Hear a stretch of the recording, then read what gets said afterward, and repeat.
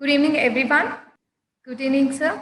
Good evening, all. Good evening, participants. Today, on this pleasant evening, we have Dr. Kaustubh, author, innovation and strategy consultant, and design thinking coach with us, who will be helping us to understand the mindset required for an innovator. I welcome you for the webinar, sir. Now, I request Ms. Archana, student first year PGDM, to introduce sir to the gathering. Thank you, ma'am. Hello, everyone, and welcome to today's session. And now I would like to introduce the great personality and also our presenter of today's webinar, Dr. Kaustubh Dhargalkar. Dr. Kaustubh Dhargalkar is an entrepreneur, turned academician, and innovation evangelist. Founded 3 companies from 1990 to 2005 in the domain of productivity enhancement technologies for manufacturing. Excited all his companies in 2005, took a year off to learn the science of yoga. Sir holds a PhD in corporate innovation and design thinking. Currently, Kaustubh Sir consults large corporates such as HP, Mercedes-Benz, Citibank, TDK Europe, Mahindra Group, Aton, etc. on how to enhance their innovation quotient. Sir trains executives in design thinking and breakthrough concept creation. Kaustubh Sir has been recognized as the top 7 global innovators at the Smart City Congress, Barcelona 2015 for his paper titled A Collaborative Business Model for Reducing the Real Carbon Footprint of Electric Vehicles. He has been a runner-up at the Wharton School's prestigious Global Innovation Tournament in 2010. He has started TEDx talks to his credit. Sir is the recipient of the Entrepreneurship Educator and Mentor Award by the Ministry of Skill Development and Entrepreneurship, Government of India, jointly with Intel. Stop. Let's start. Yeah, actually, she was little worried, ma'am, what to include and what not to include. There are so many things. Enough. Now it's very embarrassing. No, it's not embarrassing, sir. I think it's an opportunity to know you. So I would request her to continue and she would finish in some time. Yes, Archana, go ahead. Yes, ma'am. Sir is the recipient of Entrepreneurship Educator and Mentor Award by the Ministry of Skill Development and Entrepreneurship, Government of India, jointly with Intel, British Council, EDII, and NEN in March 2015. Sir has been featured as a change maker on the Dr. Subhash Chandra Bose show in June 2017. Sir has authored the book It's Logical, Innovating Profitable Business Models. Sir has a keen yoga enthusiast. His article on Pratyahara and the creative thinking of Nobel laureates has been published in the Universal Brotherhood Through Yoga, a competition of 17 influential minds in the fields of yoga. Sir has started more than 5,000 individual, over 50,000 hours plus of training in the space of design thinking, creative problem solving, breakthrough ideation. A teacher at heart, Kaustubh Sir is visiting faculty at IIT Bombay, IIM Sirmur, ICT Mumbai, NMIMS Web School, etc. He is a mentor at various startups, incubators, and has mentored more than 150 plus startups over the last decade, helping the scale by building robust business models. So, and I would also welcome Lakshmi ma'am, our HOD of college, who holds an MBA degree in HR, and ma'am is currently pursuing PhD in HR from Bharatiya University. She has been heading the PG program at GIBS Business School for 5 years. Her skill set and experience confines to university-related activities from approval of new courses, coordinating with university, LIC process, AICT approval, etc. Ma'am has played a vital role in developing the entire PGDM curriculum from syllabus to exam and awarding them certificates. Ma'am has also been instrumental in organizing industry exchange programs for students, always being a helping hand in final placements, internships, and organizing employment-oriented programs for the students. Her exposure to corporate and industry professionals always helped her to design and organize various skill enrichment activities for the students. She has been a streamline the entire academic operations at GIBS B School.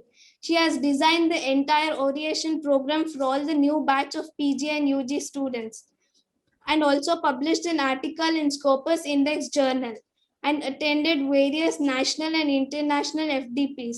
Lakshmi Ma'am has also conducted virtual and offline outreach programs to the students at the premier institutes like ISBR, Jain University, NGP College, Tamil Nadu on design thinking, body language, how to create first impression, etc. The sessions were very well appreciated by the students and the faculty fraternity.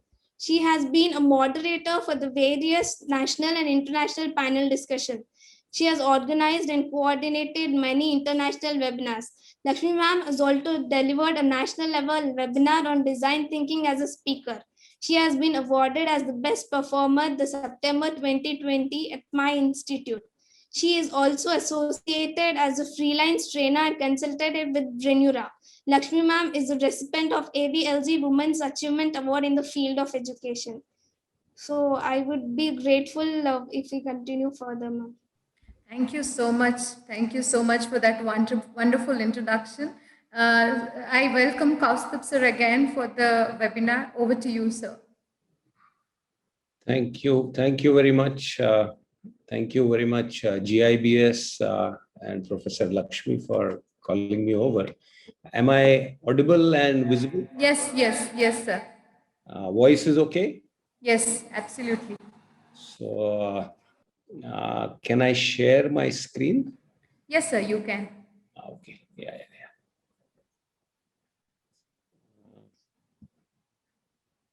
So, yeah. The topic for the day, mindset of an innovator. So broadly, what I'm going to talk about is how does an innovator think?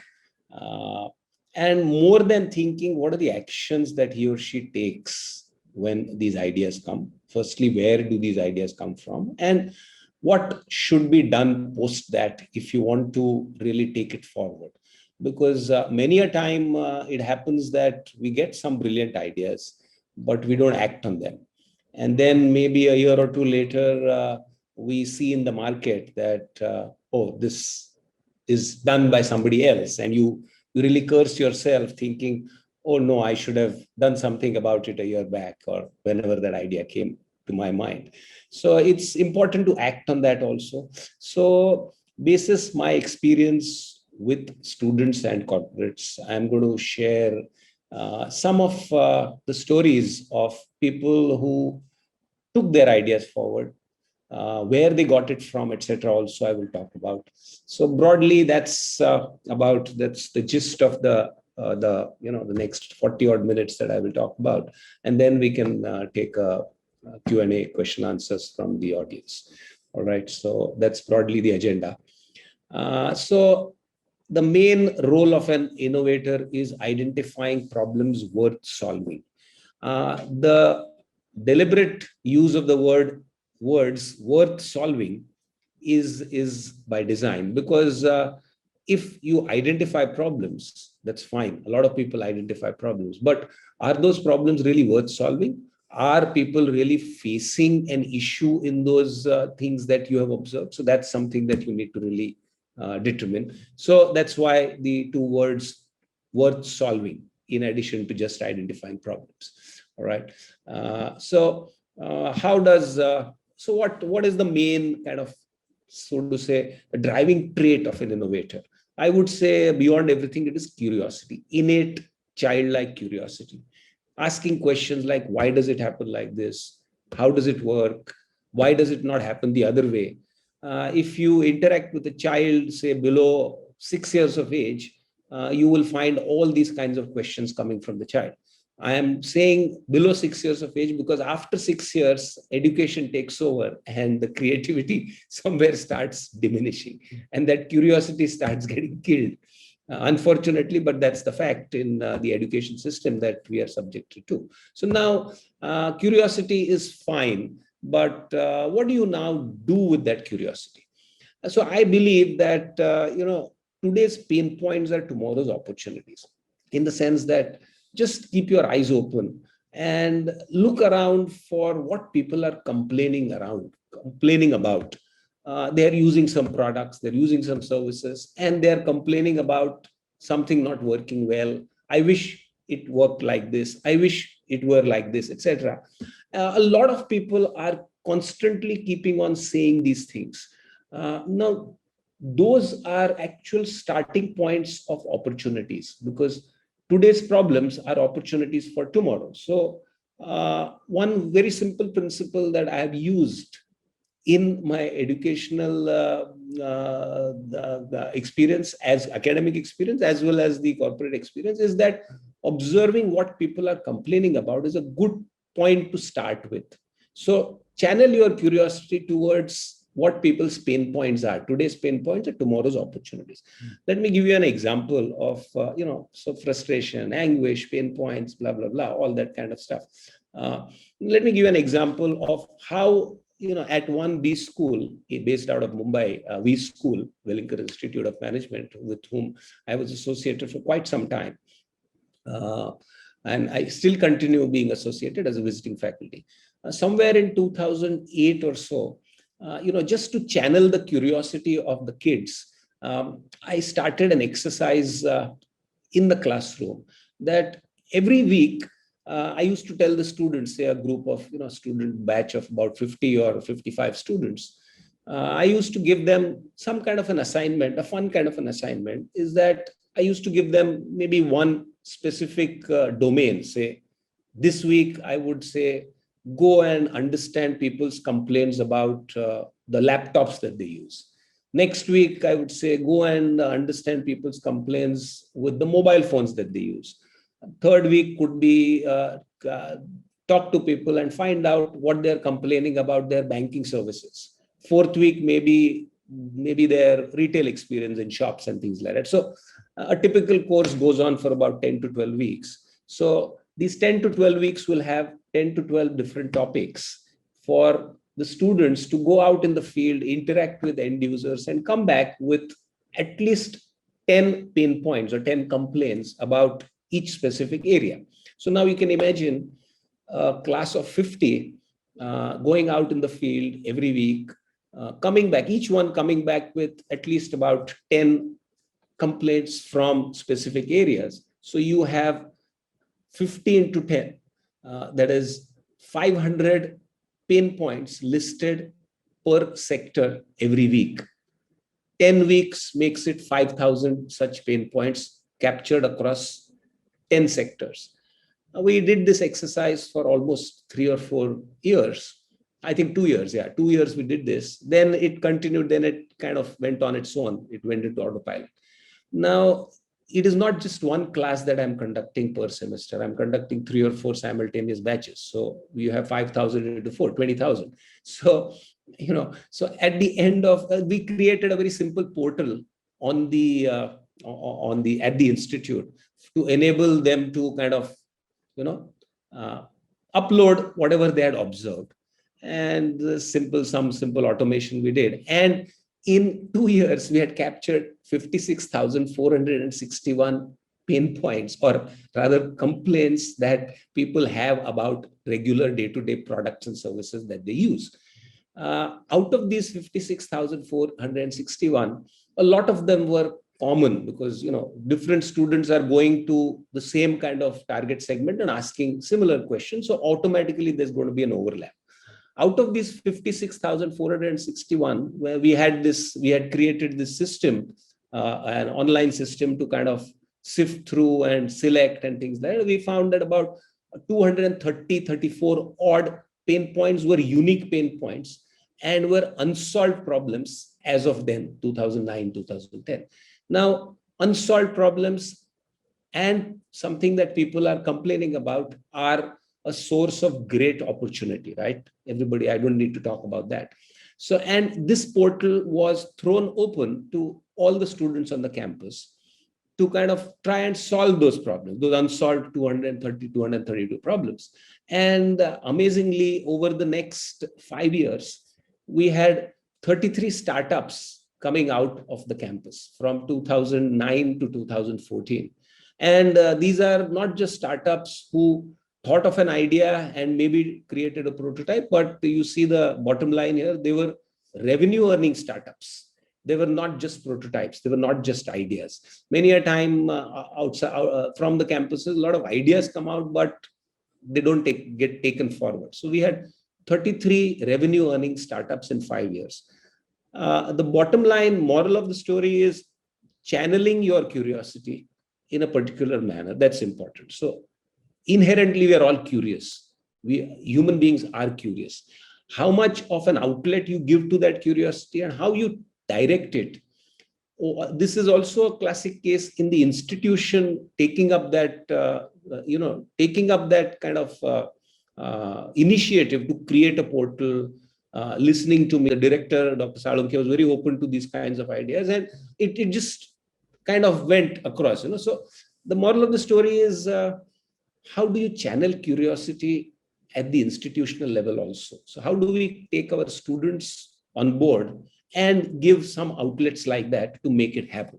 And the result is in front of you. 33 revenue earning startups from that 2009 to 2014 period, which was, I think that itself was the kind of success of that initiative, which we started in 2008. So that's what about curiosity. Now, let me talk about some interesting concepts which actually came out from from these things. First one, very simple. On hindsight, you will think, what a stupid thing, what a commonsensical thing.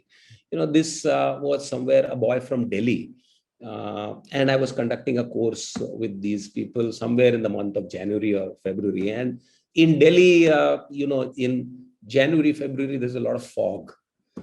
Visibility is very low. All right. So people need these fog lights on their cars, and fog lights are expensive. So what people do is people just, cut out that orange colored gelatin paper that you must have seen and paste it on the headlamps and just go on, because they use the simple principle that the wavelength of orange light is longer than the wavelength of white light. So it kind of penetrates the fog deeper. Now, one of the boys observed this, and very simply later on, what he did was very, very simple. He identified which are the most common vehicles used in Delhi. Wagoner was number one. Then I think it was Swift and Alto or something like that. So what he did was he created stickers out of these gelatin papers, which matched the shapes of the headlights of all these vehicles, Wagoners and Swift and Alto, and sold it at 15 rupees a pair. He employed street side boys, street urchins to sell these at street signals. He also took the help of some roadside mechanics to stock his stuff and sell it. And when he came next year to the campus, after the summer break, he told me, I was shocked with what he told me. He told me that for this year, in my second year, I don't have to take money from my father to pay my fees for the MBA course. Now, at that time, the fees were probably 4 to 5 lakhs a year, which means he made a 4 or 5 lakh profit in that winter season in those 2 years. Now, a classic, this is bias for action. So you get ideas, but what do you do about them? Do you apply some very simple skill set? What did this need? Making stickers was a no-brainer, right? But when that idea hit him, he did not sit idle on it. He actually collaborated with some people, went around, found some small little engineering shops, fabricators, etc., got some molds made, molds to cut, those blade kind of molds to cut out those, stickers and gelatin paper, went to IIT Delhi's chemical department to find out what kind of glue is completely transparent, because transparency is very important. So he kind of networked, found some solutions and quickly acted on it. And the result is there for you to see, so those kinds of things. So this was one thing. Another interesting one was, outside the campus in Bombay of this Wellinger Institute that I was associated with, there is a roadside vendor who makes something called chocolate sandwiches. All right. Now, this one boy, he observed that how does this vendor make the chocolate sandwich? He takes 2 slices of bread, applies ample amount of butter, Amul butter, on both the slices, and puts in a Cadbury's milk bar in between the two sandwiches, and then puts it in a toaster. That street side, the coal-fired kind of a sigri, so to say, that furnace kind of a small little thing. And in 30 to 45 seconds, the entire chocolate bar melts, and it turns out into a chocolate sandwich. Tastes heavenly. You can imagine butter and chocolate together. You can imagine how it tastes. And there's a large crowd at this fellow almost every day. Every day he finishes up at 6 o'clock because he doesn't have stock left. So you're really tempting us at this time. Right. Now, this boy, now the student of mine who observed this whole mechanism, he was a regular customer at this guy, and then came up to me and said, "Sir, now he is doing it in a very crude manner. Let us apply some simple common sense to it. And can we make chocolate slices the way we have cheese slices?" All right. Now, this was a brilliant idea. Very simple thing. On hindsight, it sounds so simple and commonsensical, but that observation, the willingness to stay there and apply some, apply your mind to how do I make it scalable? How do I make it big? Now, imagine if these kinds of chocolate slices come in the market. I think a lot of young mothers would be happy with this kind of a product. You could position it as equivalent to 1 glass of milk or something like that, the way, a cheese slice is positioned as by Britannia or Amul or something like that. Now, we then I took him to some, ICT, which is the best chemical technology college in the country, next to this campus in Matunga, Mumbai. This boy worked with some students there, but nothing really came out. Then we took him to even Britannia and Nestle with this idea. I wish they had taken up this idea, but they didn't. They just dilly-dallied and things like that. And this fellow then in 2014 or 15 went to Japan on his job posting. He passed out in 2011 or something, and 3 years of somewhere he was doing a job, and then he got a posting in Japan.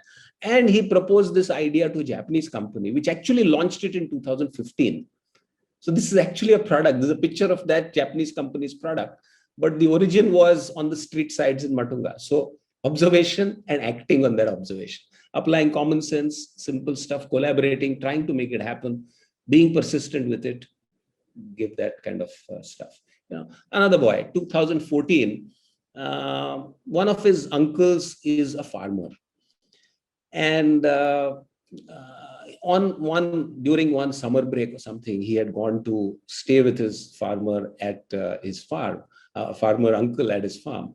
And he noticed a very peculiar thing. Every night at about 2:30 or 3 o'clock, his uncle would wake up and go to the field. And when he asked him, "Why do you go every night at 2:30, 3 o'clock in the morning?" Uncle said that, the local municipal water supply comes at that time, and I have to switch on the motor starter so that the pump gets started. So this boy said, what kind of era are you living in? So he within the next 1.5 months or something, basically an engineer, created a very simple mobile controlled motor controller and installed it on his uncle's farm. Uncle was very happy because he could program it at 2:30. It switches on by itself. He doesn't have to wake up. Very happy. Now, this guy also got very excited and said, now, he took about 6 months off from his business school to kind of perfect this whole controller and things like that, and made it a good product. And as an excited youngster, projected things like, I will sell 1,200 units in the first year and 4,000 units in the second year and all of that. But he, in all his enthusiasm, one thing he forgot, that this was not a new product. These kinds of products existed in India right from 2006, 2008, even before smartphones had come into India. This kind of a product would be operated even with that keyboard wala phone, that feature phone, Nokia type phones, which we used to use pre 2008. But this guy, all excited, said, "No, I will." Projections, very rosy projections he made, etc., etc., etc. And then he went into the field to sell it. Now, to sell it, he has to go through the wholesaler, distributor, and retailer network, right? Existing supply chain, existing market sales channels. When he went to these wholesalers and distributors, not one of them entertained him. Not one of them, no exaggeration. Why? Because that entire sales channel, marketing channel, was controlled by these large companies like Jain Irrigation Limited, etc., who already had these kinds of products. So they would not entertain him at all. But this guy, 2014-15, did not give up. Kept on, through his uncle, farmer uncle, he got some contacts here and there. Maybe he sold about 56 units in the first year as compared to his projections of 1,200. Still did not give up. Kept on interacting with farmers, kept on improving the interface, and kept on improving the design, introduced local languages for the application and things like that. Did not give up. Second year, he sold something like 99 or 96 pieces, nowhere close to his projections of 4,000 pieces. Did not give up. Now, because he was in that ecosystem and trying to improve his product at all, at all costs. In 2016, if you remember, this current government came up with a bill reducing farming subsidies to farmers. There was a lot of hue and cry in the parliament that the government is anti-farmer and this and that. But the policy decision, the thinking behind the decision was, earlier subsidies used to be given randomly to anybody, to any farmer, without really checking the accountability of the farmer. That means a farmer consuming X amount of electricity and X amount of water would get probably the same subsidy as a farmer using Y amount of water and Y amount of subsidy. So there was no mechanism to kind of check how much subsidy to be given. So this government said, we will give pinpointed subsidies according to what each farmer deserves. Now, to create pinpointed subsidy kind of a model, the government would need specific parameters of what the farmer is using. Now, this fellow quickly capitalized on that regulation which came into force and created a cloud platform which would capture water consumption and electricity consumption in the farm through his controller, and then went to the local government saying that this is the data that I can give you. Is this good enough to understand what kind of farming activity the farmer actually does, and accordingly decide the subsidies? Now, this was like music to the local government authorities, and they quickly latched on to this idea. And because of that, local governments actually started soft peddling this fellow's hardware as compared to the existing competitors' hardwares. So that was one kind of a small victory this guy had to begin with. Later on, 6 months later, he made the best decision in his entrepreneurial career. That is, he did not restrict that cloud platform only to his hardware, but he opened up that cloud platform even to his competitors' hardware, because of which that pipeline of data which he was giving to the government through his own hardware suddenly opened up to thousands of pieces sold by his competitors also. And the government was obviously happy with this kind of thing. And this guy hasn't looked back since then.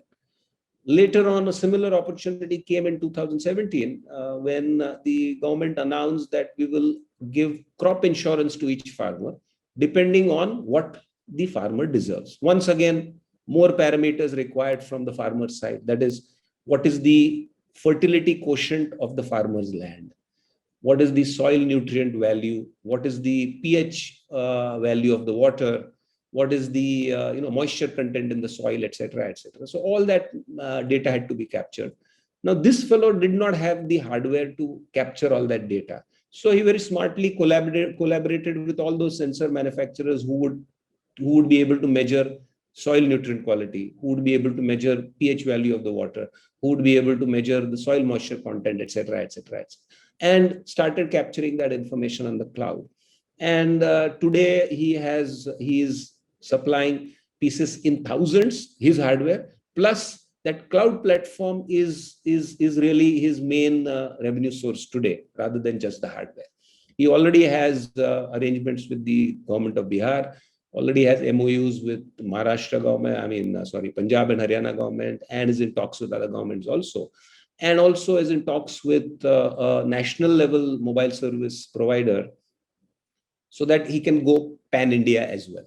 So point is, even without an innovative product, look where he has taken that concept, purely based on not giving up, being close to the customer, understanding, improving his product constantly, and capitalizing on the opportunity that came by him in 2016, 17 and 17, and completely changing his line of business from manufacturing hardware to becoming a cloud company.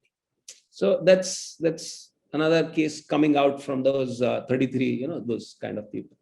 Then there's another girl, Priyanka Amar Shah, started off with her own interest in, home gardening, and met a lot of people who used to complain, oh, we can't do anything at home because of this and because of that and things like that.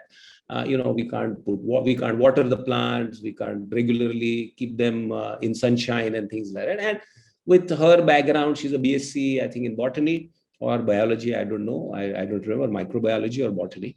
She created very simple, small little pumps and small little UV kind of lights and things like that, to be able to kind of create some environment within the house, and all automated. Gradually, she automated the whole thing. She created curtains using hydroponics as, for vertical gardening. You don't need soil for it.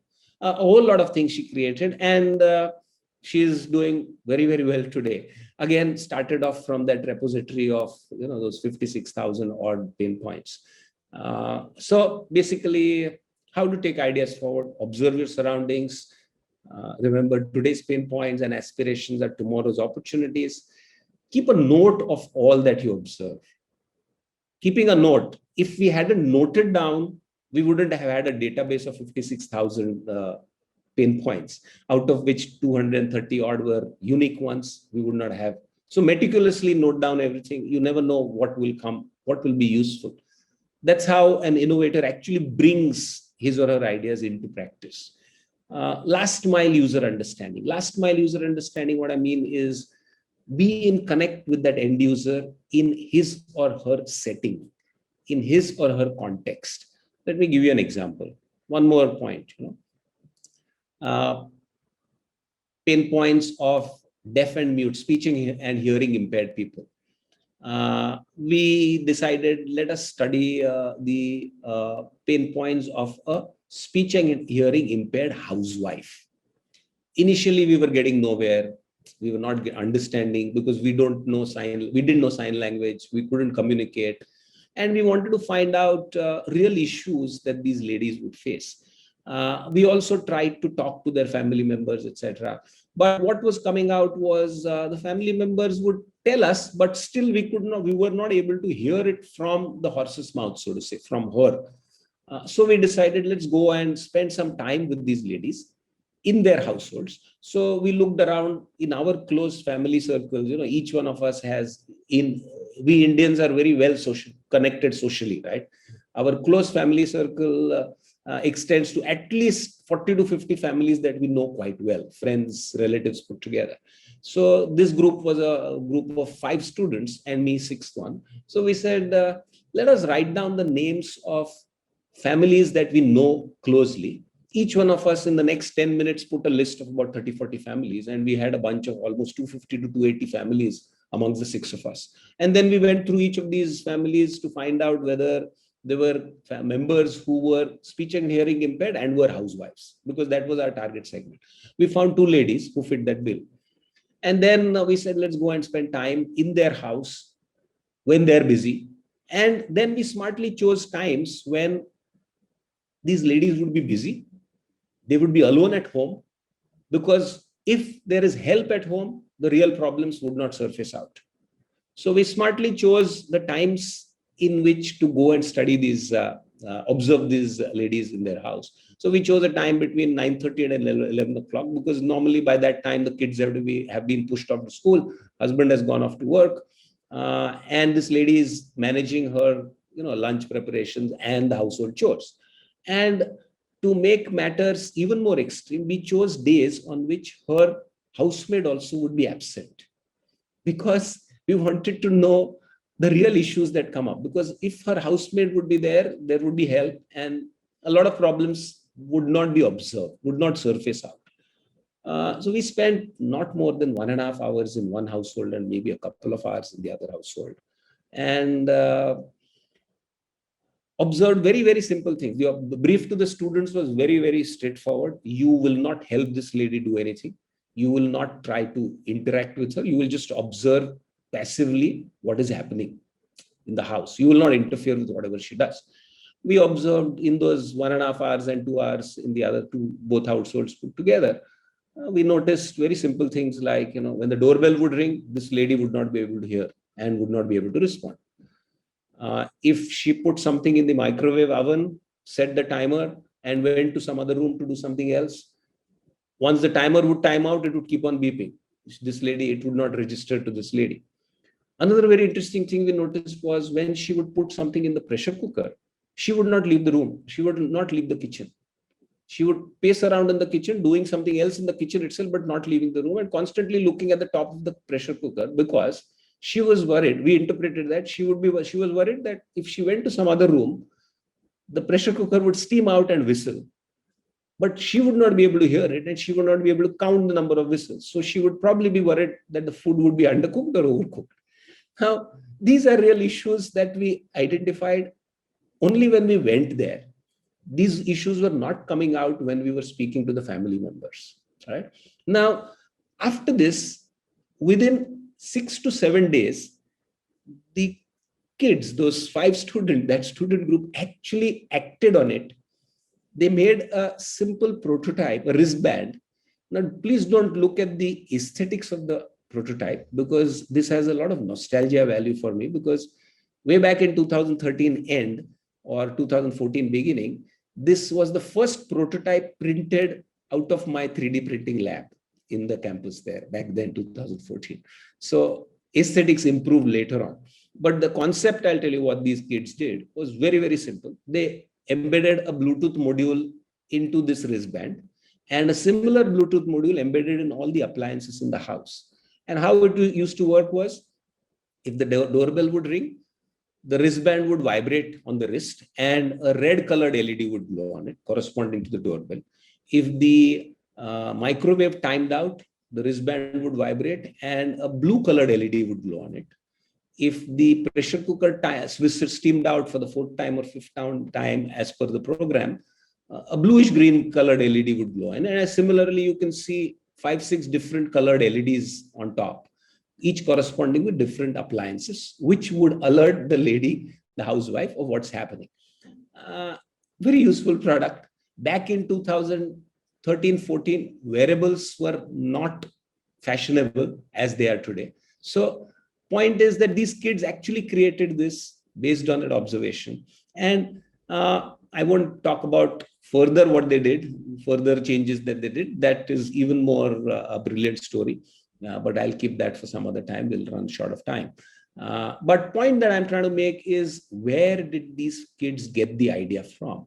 That's what I mean by last mile user connect, last mile user understanding, spending time with the user and in the context where the actual action is happening. That gives a lot of insights. And that's where small little innovations or big innovations can come out, when you spend quality time observing your users in the act of using the product or service, or understanding their discomfort with the existing product. So that's what I mean by last mile user connect, last mile user understanding. All right.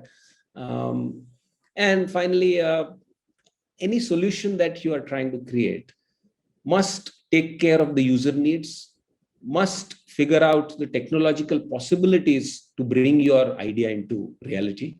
And finally, you have to take care of your business goals as well. So whatever your concept is, idea is, you got to reach this sweet spot. Your concept may exist here, but if it exists here, your business goals are not satisfied, so you will not remain sustainable in the long run. If you are here, maybe tech possibilities are not taken care of, some other technology will wipe you out of the market. if you are here, no user will use it because you think your technology is great, you think it's a great business, but user needs have not been taken into account. So any idea that you are pursuing, finally it has to exist here. So try your best to tweak and tweak till you reach this sweet spot here. Yeah, right. And before I stop, keep on trying your concepts at a small level. Do small prototypes, try it with your friends, whoever your target group is. I'm sure you can find 2-3 people who are willing to try out some stuff, who are willing to be guinea pigs for trying out stuff. So cultivate that network of people who will kind of support you with your ideas. Support you, I'm not saying support you with money or any resource, but at least give it a try, because those are the ones who will give you feedback. That's what will help you evolve your product, evolve your ideas, and bring it to reality. So to summarize, observe your surroundings, be very curious, keep a note of all that you observe. Remember that figure 56,631 or something like that, or 361, sorry. Last mile user understanding, spending good quality time observing your customers in their context, observing that user in his or her context, extremely important. And keep on doing trials, small little trials at small scale, small levels, etc. And if we kind of bring in this approach in our B schools, I think the amount of startups that we might generate will be quite a lot. Not just startups, even the students that who will take up corporate placements, they will be better problem solvers. They will be people with more initiatives. I think I'll stop here. Maybe if you are more interested, you can refer to my book. I'm open to questions. Thank you I so hope I'm on much. time. Yeah, so very much. I mean, I know I'm thinking, why did you stop? I think we're ready to listen to you. It was quite interesting. As a teacher, I myself learned so much. One point I should definitely confess that or tell you that you've just tickled their minds. I mean, yes, no, even I had this idea. Why didn't I think about it? Right? We do have a few initiatives that we have taken from GIBS B School. We have IRE School, that stands for Innovation, Research and Entrepreneurship School. So that would be done in the first year of the curriculum. So I have Archana. Why don't you share your experience about IRE, Archana, here? Because she is a first year student, and this is something we have recently started for equipping our students, especially with respect to innovation and research. Archana, would you share something about IRE? Yes, ma'am, sure. Yes, sir. There is a IRE class on every Fridays. As a part of curriculum, we are trained in the divergent and very convergent design thinking, and apply those same in form of activities such as we have given an assignment on marketing campaign for failing startups to revamp, like the companies like Dudwala and MS who have failed, to revamp it with our divergent thinking. And Wonderful. also by knowing the pain points, as you said in the beginning, pain points are the possibilities. Depending on that, the pain points of colleges and schools to have better student engagement in online classes too. Yes. We had since due to this pandemic, how this online classes, many have feel that it is this environment would not help them to attain or gain more knowledge. So we have come up for a class of 40 has come up with the Fab 40 for GIBS. We have come up with that, and we have come up with a kit and all the possible things that engagement of online in the online classes for the student. We have developed and proposed a prototype, and so Wonderful. that is very helping us, and it is very useful, as you said, in the Yeah, webinar. wonderful. I also have been, I am also doing these kinds of sessions at various places, and these kinds of things lead to amazing results. So Yeah. be happy to help in any way if at all. Yeah, sure. So looking forward, I could realize that how my students are so capable. They could really because of the curiosity and the engagements, like being empathetical, get into their shoes and understand what are the real time problems are, and then you can find a way out for. I really love the prototype idea because I personally have a deaf and dumb at my family. I understand what are the challenges, and my PhD topic too is related to something like that, right? So I really personally loved that idea. I think I can understand how many people it is really helping. I mean, I think I take this opportunity to tell all the young minds, guys, please realize your capability, what you are really good at, right? You can create wonders. I think it was an eye-opening session for most of the young minds. It was really great, sir. So I would request all the participants to please put your questions, if any, in the Q&A box so that sir can take up one by one. So we'll just look into the questions that we have for today, sir. Sure. So we have Ramamani is asking. Yeah. No, she is telling the practical. 1 second, sir. Let me see. There are comments in the Q&A. Yeah, I think, yes. Do you have any particular set of traits which you have observed in innovators? This is by Chandrasekhar Natarajan. Sorry. Do It's you, open questions. Oh, okay. yeah. Sorry. Any traits that you could list down or say that you have observed in innovators is what his questions is. I would request people to please put more questions into the Q&A so that we could take up one by one. Yes, sir. Yeah, as I mentioned, curiosity, meticulousness. A lot of times we don't associate meticulousness with creative people. We imagine creative people are very disorganized, X, Y, Z, things are lying around here and there. But they are meticulous inside because they are constantly kind of thinking of possibilities and eliminating possibilities also. If this happens, then that happens. If that happens, this doesn't happen.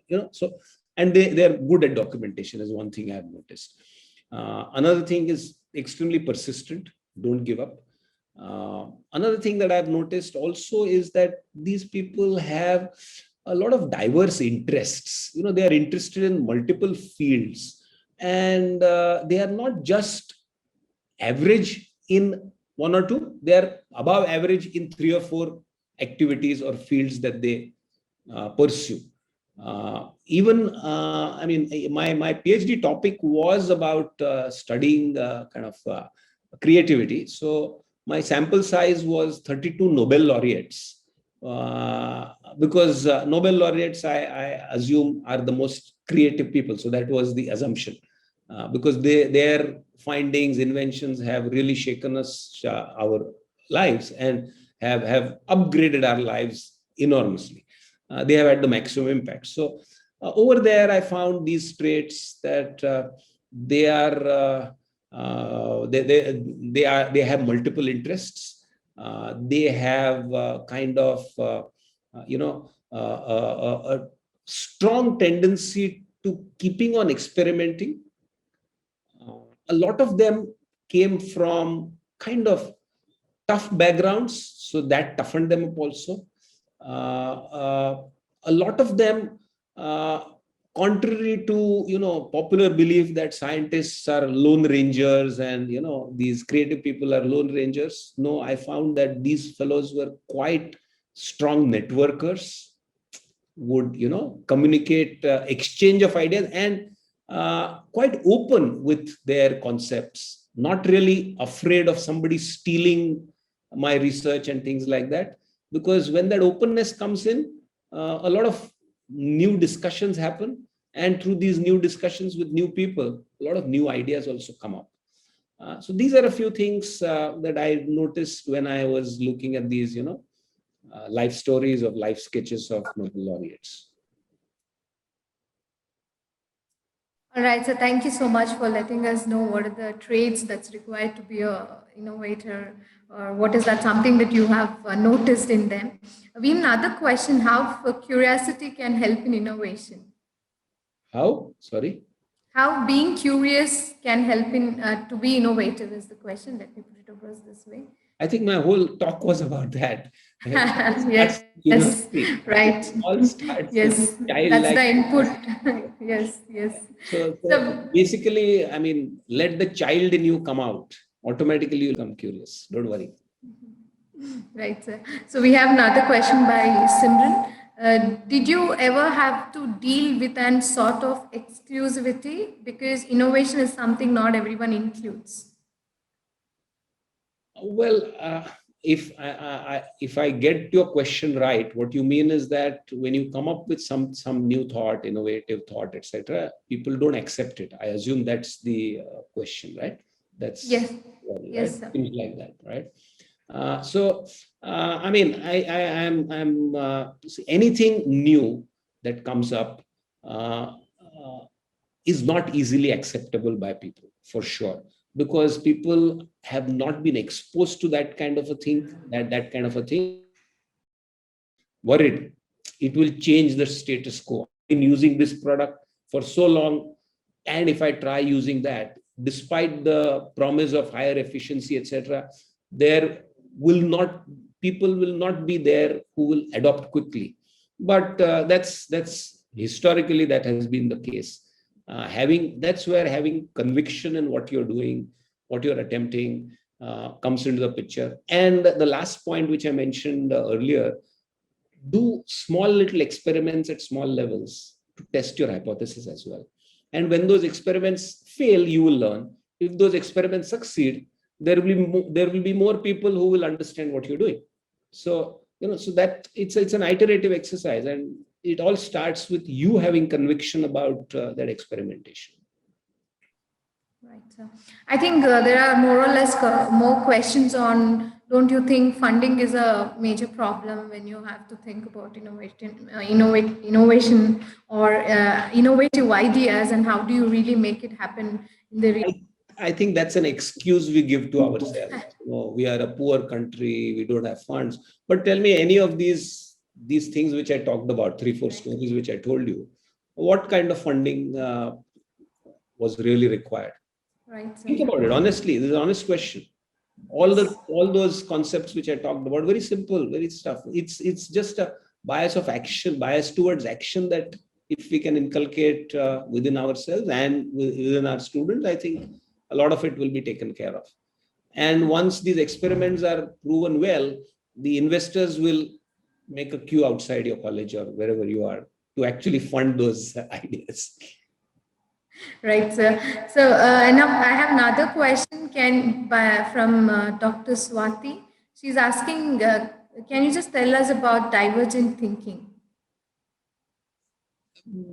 Divergent thinking is about generating possibilities, right? Perspectives, rather than siloed thinking about it from only one perspective. It's about generating possibilities, looking at the same problem from multiple perspectives, and actually bringing in different perspectives. Like, for example, if when you cut onion, your eyes water, right? So what do? You could wear some speedo goggles to completely keep your eyes off the onion, away from the onion. You could put the onion in a chopper, so you block the fumes at the source itself. Some people say soak the onions in water before cutting them, right? So that the fumes becomes mild, and then chop them. Maybe the eyes don't water. So, some unique answers which I have got is, some people chewing gum while cutting onion. Apparently, it prevents eyes from watering. Now, everybody is using a different approach to solve the same problem, right? Is there anything left now that can be tackled? So let us analyze it, break down this issue. Onion is sending out the fumes. Your eyes are getting in the fumes, and they are reacting, and the eyes are watering. So the onion is like a sender of the problem, the transmitter of the problem, while your eye is the receiver of the problem, right? So you can solve the same problem in ways by either by blocking the transmitter, that is putting it in a chopping machine. You could block the receiver, that is wearing those swimming goggles or a helmet or whatever. You could put the onions in water before chopping. So you are basically playing with the constitution or chemistry of the onion. Third way of solving the problem.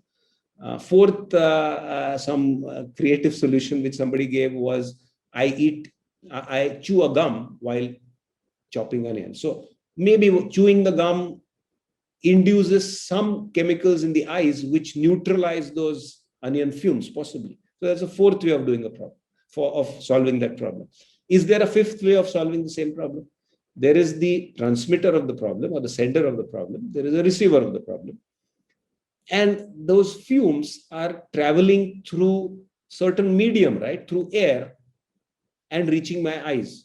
So a fifth way of solving the same problem could be that I manipulate the medium of transmission. That is, I do something with the air that brings that problem to my eyes. Can I in some way solve that problem? Maybe put a fan there in between my eye and the onion. Maybe put an exhaust fan. Or if you're good at chemistry, maybe find out some kind of a aerosol which neutralizes the fumes which the onion gives out. So just before entering your kitchen, you can just spray that aerosol spray, and maybe you keep your eyes wide open, go close to the onion and cut it. Nothing will happen to your eyes. So I mean, that's divergent. Finding a fifth way to solve the same problem. So I think you have helped out many housewives who are listening to this. Or anyone who is cooking or has to cook every day. I think I myself, I was thinking, yes, it can be done, right? If any of your students come up with an aerosol spray, don't forget to mention my name in the patent. Sure thing, sir. We would do that. Okay, sir. I think we Okay. more questions due to the shortage of time. I think we would wind it up here. It was really interesting and really great to listen to you, sir. Now we are at the end of this webinar. Looking ahead for having more such webinars from you. And may I request Archana to please propose the vote of thanks? Sure, ma'am. I deem it a great honor to propose the vote of thanks to all who have helped us in making this seminar such a resounding success. First of all, I would like to propose hearty vote of thanks to our guest and also the presenter of the wonderful seminar, Dr. Kaustubh Dhargalkar, sir, for gracing today's session. Thank you, sir, for your very interesting and thought-provoking address. Where you have shown how the pain of points can convert into possibilities and show a great success. And I would also thank our beloved HOD, Mrs. Lakshmi ma'am, for model support and guidance. Finally, the wonderful students who have turned up in such great numbers, not only from our department, but also from other departments of the college. Thank you so much for your cooperation. Once again, I thank for your cordial and cooperation. Hence, and I request, sir, if we have some more such sessions like this and gain more knowledge. Sir. Thank you so much. Thank you very much. All the best. Yes, sir. Thank you so much. We are really wanting you to see you in our campus and be a part of our college soon, associate with us and help our students be more innovative or help them to bring their ideas to be realistic or not to make it real, to make it happen. Right? How you have given the examples of many students you have guided and mentored. So we would also look ahead for the same support in our campus too. Thank you so much, sir. So all the best. Yes, sir. Sir. Thank you so much. Yeah, we would wind up the session now by video about our college. So you will receive the certificates for this webinar latest by Monday to your registered email ID.